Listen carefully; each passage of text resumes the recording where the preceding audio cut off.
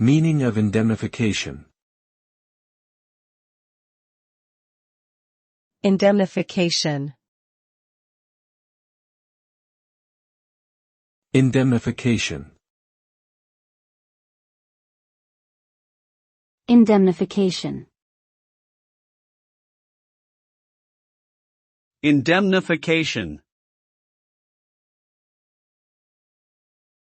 Indemnification refers to the act of compensating someone for a loss or damage incurred.